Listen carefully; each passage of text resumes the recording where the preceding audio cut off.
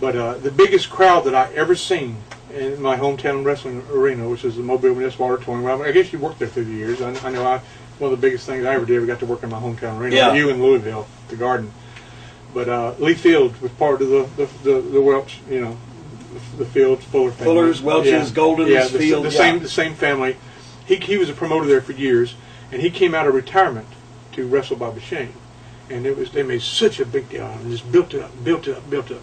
The arena, the auditorium, seats legit about 10,000 people.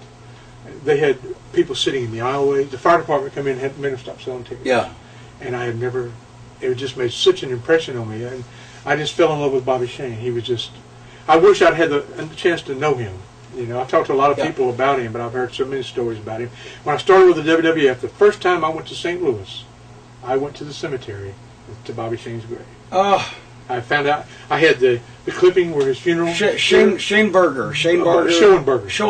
Yes, and he started out like we did. He carried jackets. He took pictures at the ringside.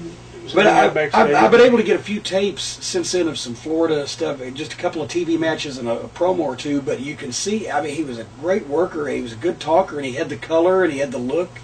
But he passed away. Was it 75? 75. So we're talking about. I started in the WWF on the road in January '91, so it must have been '91. And then from '75 to '91, he made such an impression on me that the first thing I had to do when I went to St. Louis was go visit Bobby Shane's grave. And I did, and I took pictures. I still have them today. He made that big of an impression on me. What a talent, I thought he was. And I asked guys that were in the business that worked with him, was he as good as I perceived him to be, sitting front row ringside. And they've all had good things to say about him. Yeah, I've always heard that he was very good. And for the tragic ending that he had, you know, in the plane crash with Gary Hart and Austin Idol, Michael Kors, and who was it? Gary Hart, Bob Bruggers, wasn't it? No, he was in Buddy Cope. Buddy Cope. Bob Bruggers was in Valentine and David Crockett and Flair's planes. Buddy Cope was flying the plane, and Bobby.